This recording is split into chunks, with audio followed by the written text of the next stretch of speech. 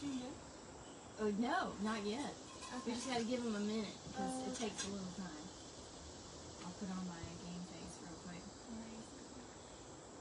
All right. Well, how are you? I'm doing good. How are you doing? I'm happy to have this coffee. Yeah, cheers. Cheers. All right, y'all. This is our Hot River Assembly live stream. We are going to interview this beautiful human about her work. And I'm excited about it because I have fallen in love with you. You're the wonderfulest. And It's been so wonderful. yeah, she's been working with us for just under a year, and it's been magic. So I'll start off with just saying, hey everybody, we're going live. Hot River Assembly in the house, or outside the house, as it were. This is Madison Haley, and she's wonderful. She's been working in our plastics program, facilitating the trash traps, making sure that they're clean, working with volunteers, etc. She's also working in the community advocating for the Litter Reduction Act, which is AKA the bottle bill. Mm-hmm. Did I say that right? Yes, you did. Good. So I want you to just tell us a little bit about you and how you got into this passion of yours. Yeah. Yeah. So I've been working here since about September. I'm a part-time employee and I'm a full-time grad student. I'm wrapping up a master's degree at UNC Chapel Hill. And I got really into it because I'm a kayaker, and I'm sure everyone who's gonna watch any Hot River things probably has been kayaking too.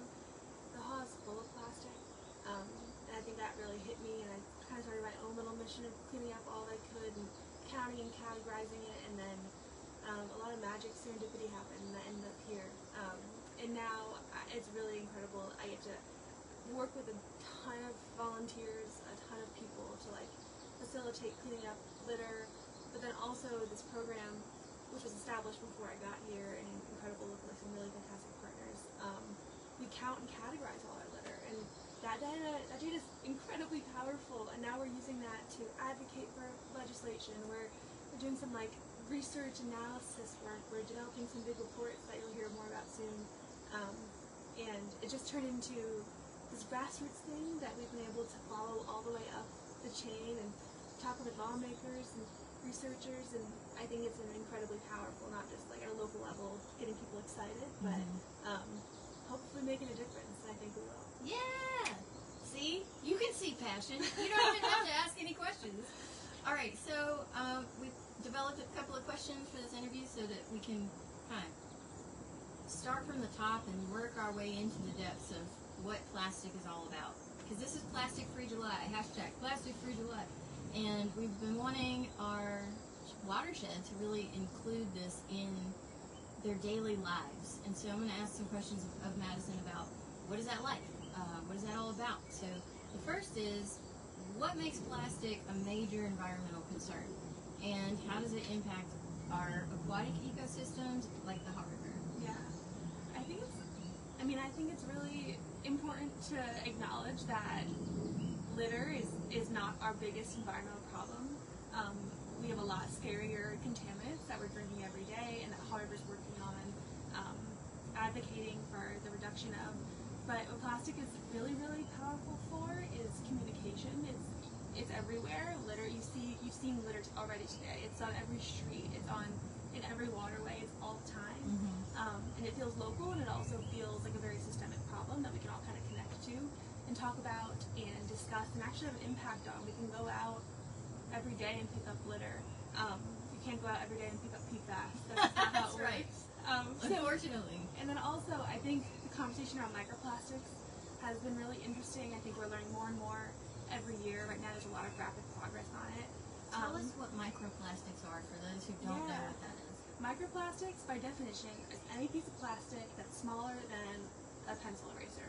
So it's 5 millimeters is what scientists use, but little baby plastic. Sometimes it's made for manufacturing. You'll have things that are always made like that, like your face scrubs. But then also, a lot of it's litter that's broken down, or anything that's broken down. And that's in all of our waterways. Every sample we've ever taken of the Haw, microplastics, we found microplastics. It's in all of us. It's in all parts of our bodies. And they're still kind of figuring out how dangerous microplastics are, but early research isn't great, and so it's something for us to keep our minds and to be a better, more of a steward around plastic, understanding what it might be doing to us and our children, Absolutely. and our generations. Heck yeah. Yeah. In terms of microplastics, it was just, when it came out, it was a big surprise that we were eating all this plastic, and we didn't even realize it, with like the breaking down of our plastic bottles, maybe even in the car when they get hot, and then, you know, our to-go containers that we're using over and over again, like they break down every time you open and close them. Yeah. Anyway, long story short, we've got a lot of work to do. So next, I wanted to talk about the Litter Reduction Act. This is the bottle bill that she's been working on, and I'm super excited about it because it gives people a way to work with advocacy as much as saving the environment. So anyway, talk to us about that. Yeah, so I guess at its core, a bottle bill it's a law that's active in 10 states and all over the world, but how it works is whenever you buy a water bottle or a can of beer or anything at a store, you pay a 5 or 10 cent deposit, and then you go and you drink your beer, and then you come back with your can or bottle and you return it and you get that deposit back. So it's a net zero cost to anybody who is able to like buy and then return. Sounds old school. It's super old school. It's what my grandparents did growing up. It's incredibly effective at reducing litter. In states that have bottle bills, they've had 80% reductions in litter. What? 80%? 80, or in beverage container litter. Yeah. It also increases, like doubles, triples recycling rates, which is huge because right now we're throwing away $40 million a year in plastic bottles in our landfills.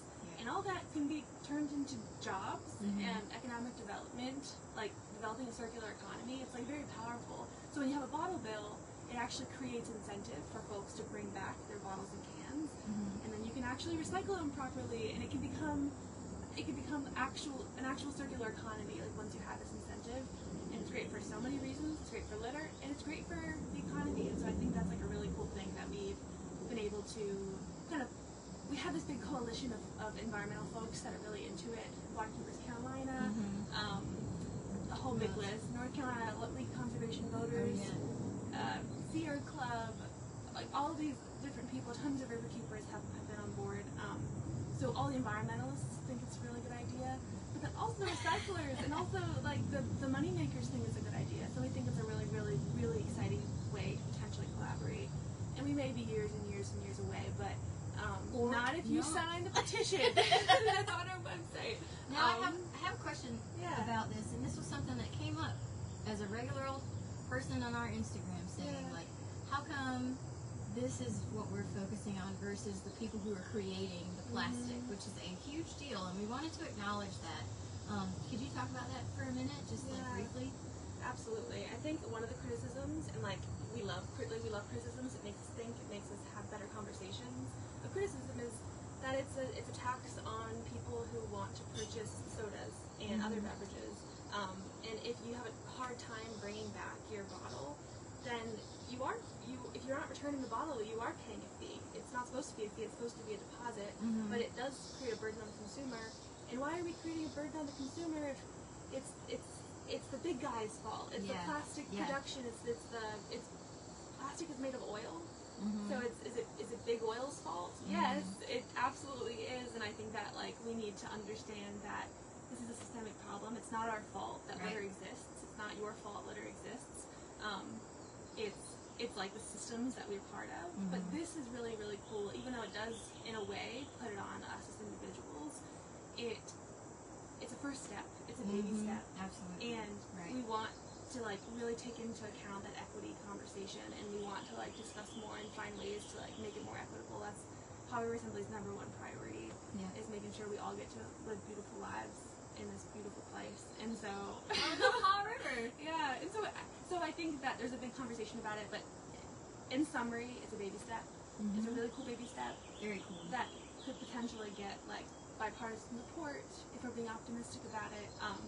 And so that's all. I mean, there's a long conversation to have about the nuances of bottle bills, but it's cool. What's the number of the Litter Reduction Act if somebody wanted to advocate for it? It's House Bill 978. There you go. And we have a petition live with a bunch of partners, some really wonderful partners.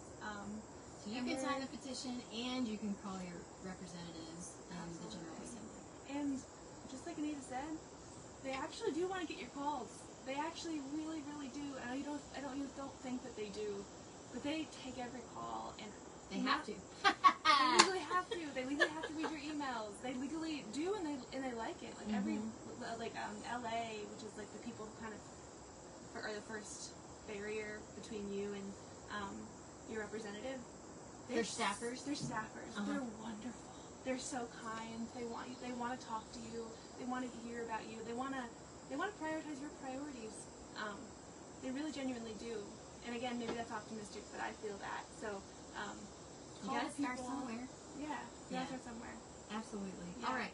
So next, we're gonna get into some statistics about plastic. So, what are some of the biggest and most alarming statistics that you found? Yeah, I think a big scary one is that some scientists are saying by 2040 we're going to have more plastic than fish in the ocean, which is crazy. And then also more on a local scale, the North Carolina Department of Transportation, NCDOT, last year they spent $25 million picking up litter. That's your taxpayer dollars. Like your money went last year to this, to picking up litter, when it's really a systemic problem. And that's just one department of the state. Your counties, your cities, your municipalities, they're all doing so much work too. So just the cost of litter is enormous, and it's falling on taxpayers and community members. And then also, I think again with that microplastics conversation, the breaking down of the plastic. It's in all of us. Like it's in all parts of us. Every month a new study comes out that says it's in a different part of our bodies, and our brains, and our reproductive organs, in all parts of us. And it's not good. So I think it's a good and it's a very critical time to start having conversations about plastics. We have a cleanup-a-thon, which adding to the DOT, organizations like ours are also doing cleanups, but this is happening in municipalities, all over the place, trying to clean up trash. Yeah. All right. So next, have you heard of our trash trap program? Oh, we should have brought the baby trash trap. Oh, we have a baby trash trap. It's inside. this big. But it's okay. Yeah. We'll show it to you. If you go on our website, you can see a picture of our trash traps. But I want you to talk about what a trash trap is. Yeah. What am I saying? Trash trap. I know. Okay. It's such a funny word. Such a funny concept. It's very basic. What we do is we get a cage that some of them are homemade. They're just metal pipe and fencing and some cables, and we put it in a creek. And then whenever it rains, all the storm water, it goes across all of our land, picking up tons of different types of pollutants, including litter. And it brings that litter into our local streams. And our trash traps are there as a first line of defense. So they capture the trash before it continues to go down the main side of the haul, into the Cape Fear, into the ocean. So it's a really small way of cleaning up our environment. It's a blast. We're having a cleanup this Saturday. If anyone wants to join, if you want to sign up for our volunteer program, we have the most phenomenal volunteers, the most phenomenal team leads, and so we have this like really, really fun. Every month we have a clean out of 6 trash traps across the entire watershed. They're a blast. I come out smiling every time. It's cool to see all of it. Then again, we work with Duke Environmental Law and Policy Clinic, and Nancy Lauer and Michelle Nolan are fantastic, and we count all the litter, and then we put it on this dashboard. And we're developing the dashboard, and it's so cool. So we have the trash trap program is not just a cleaning up thing. We're putting these cool devices in the water, and everyone sees it and talks to us about it, and reads our signs, and talks about how weird and cool and strange and grateful they are for seeing it. But then we're also like taking data from it and turning it into policy and science and research and all of this cool stuff. So you can be a citizen scientist, you can be a community scientist with us, and also help clean up both the environment and then also slowly change laws. Yeah. Tell everybody where the trash traps are. Yeah. And I'm going to go onto our trash trap story map, which is on our website, hawriver.org, and pull up the most recent data of all of the big number that we pull up each month. So there it is, right there. So we should update that. Yeah. Tell everybody where the trash traps are. So right now we have 6 trash traps. We this looks so might be putting in a couple more. But the 6 trash traps are 2 in Durham, Northeast Creek and Third Fork Creek. There's one in Carborough, Morgan Creek. There's one in Chapel Hill, Bowling Creek. There's one in a tributary of South Buffalo in Greensboro, and then there's one in Robeson Creek in Pittsboro. So that's 6, I believe. But then also what's cool is we have been working with all the water keepers in North Carolina. They're all great. They're all fantastic. They all work together as part of an umbrella organization called Water Keepers Carolina. And it's been a really cool collaborative project. We all collect data. We all put it in one place. It's a really, really cool dashboard. Yeah. What this says is at the Durham Third Fork Creek, which is in the middle of Durham. It's like the heart of Durham. Right? Yeah, there's been 60,000 pieces that we pulled out of Durham. And then over 120,000 across the entire state. Yep. And that number is growing by the day. So. Yeah, 61,000 items. Yeah. Okay, now I might be skipping ahead. I'll look again. But what's the number one thing we find in our trash traps? Yeah, that's a very good question, Anita. The number one thing we find in trash traps by count is absolutely styrofoam. So much styrofoam. Look at our dashboard. Look at our pictures. It's all styrofoam, which is so frustrating because it just breaks down immediately. Once you drink out of that, I mean, most single-use plastics, which is like over half of all the plastic we use is single-use. That plastic's used for 15 minutes, and then it's discarded, and then it's buried in a hole in the ground, a landfill. And something eats it. Like if it's styroplastic. If it's styrofoam, I've seen like animals eat these tiny pieces thinking that they're food, and they're not food. Yeah, and we'll never, we have some dedicated volunteers that are sitting out there collecting and counting for hours and hours. One piece at a time. It's wild. But we can't do all of it, and no one's ever cleaned up all that styrofoam, and it's everywhere. So, I don't know, just something to keep in mind. But another thing I also want to mention, we find styrofoam, we find plastic bottles, which is kind of feeds into our bottle bill work. But then beyond that, what's interesting is we find a lot of things that aren't supposed to, people didn't throw in the creek on purpose. Right. We find a lot of balls, we find so many tennis balls and toys and basketballs, and that's not coming from someone being malicious and littering their beautiful Barbie doll. It's from rain. If you leave something out in the backyard, or if your trash can flips over during a rainstorm, it all just goes into the creek. And all litter, the point is all litter is not necessarily a malicious, evil thing that someone has done. It's a very complicated and nuanced problem. And there are many ways that things get into the creeks. And I think what we talked about before was basically that we have a perception where somebody did something wrong. And what we're trying to address here is that that's not always the case. There are people who throw things out the window. Absolutely, yes, that happens. And that's kind of what people's mind goes to when they think about litter, right? But this problem we're seeing with the trash traps and with our stormwater collection is that some of it's accidental. Some of it's just, a byproduct of something, like you said, a heavy rainfall, picking something up and throwing it into the creek. So what this means, though, I think, is that we need to not focus on blaming, but focus on fixing. And that's really part of what HRA is trying to do. Yeah, definitely. All right, cool. So we talked about that. What are some success stories and lessons that you've learned through your work here with us? Yeah, I mean, there's infinite. I think one thing that I always hold dear to is how incredible our volunteers are, and how much of a community we've built, and how much people care. You feel work on something that they care about. It's really powerful to feel like you're part of something. I feel that. I think our volunteers feel that, and that's magic in and of itself. And then also we get to take that magic, that hard work. We get to collect data. Then we get to use that data to analyze that data, and then we get to keep following that, and then we get to use it to talk to legislators, and we get to use that to write bills. We get to use that to make a broader difference and start conversations with lots of different types of people. And so it's the magic of this program to me has been the both grassroots. It's we're taking the grassroots, and that's the core of it, and we all get to decide what we care about and what we want to do with that time, and we decide to dedicate it to this program, and then we get to follow it all the way up to policy. And I think that doesn't exist in many places besides HRA. It's totally better. Yeah. All right, we've got about 5 minutes, so I wanted to let's look at the last couple of questions. How how can an individual make a difference in their own reduction of plastics? Yeah, I mean, I think there's tons and tons of ways to reduce your plastics, and I know we'll be putting out another Instagram post in the next week about that. Yeah. But there's lots of ways. I mean, bring a reusable bag to the grocery store. That's free. Shop in bulk when you can. That's cheaper. Try to have reusable cups and mugs and water bottles. These things collect in my car. Yeah. But I'd rather it be like, Yeah. you know, a reusable cup than the plastic styrofoam thing, you know, Yeah. whatever. But you can also refuse to get plastic cutlery if you're getting a to-go container from a, you know, restaurant or something. That's another thing. Yeah. And pick up litter on your walk. Definitely. Go try to shop local when you can. Like, the grocery store is full of plastic.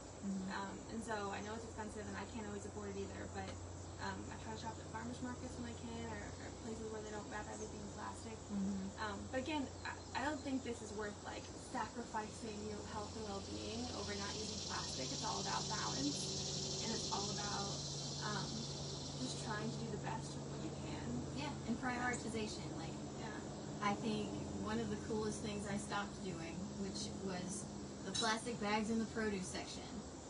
It's a plastic bag, you put your broccoli in it, you weigh your broccoli, and then they take it, and then you're done with the bag. Yeah.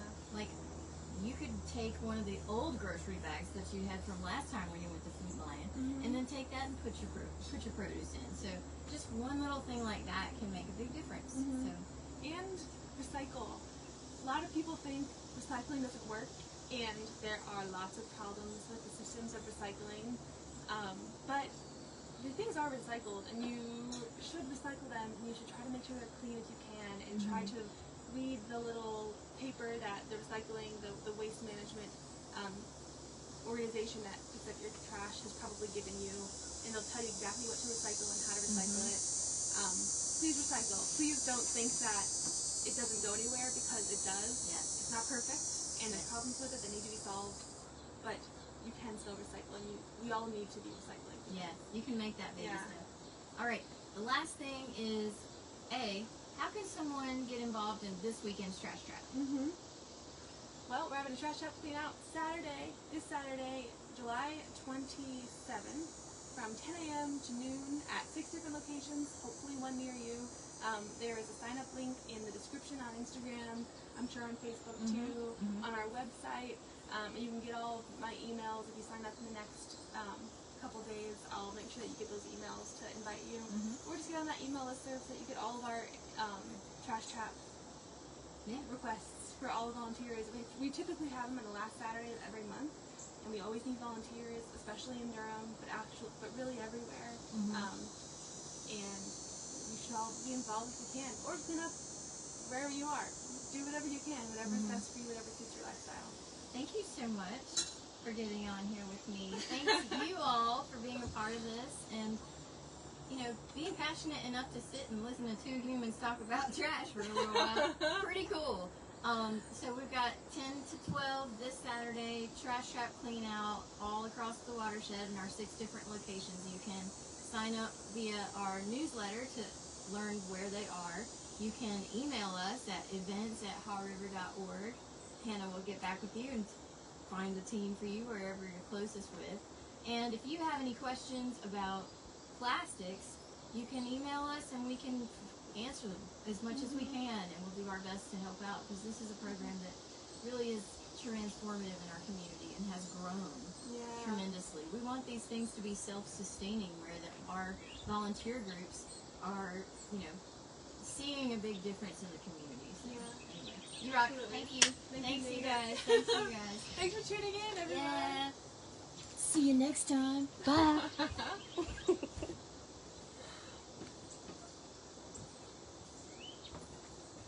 Ta-da!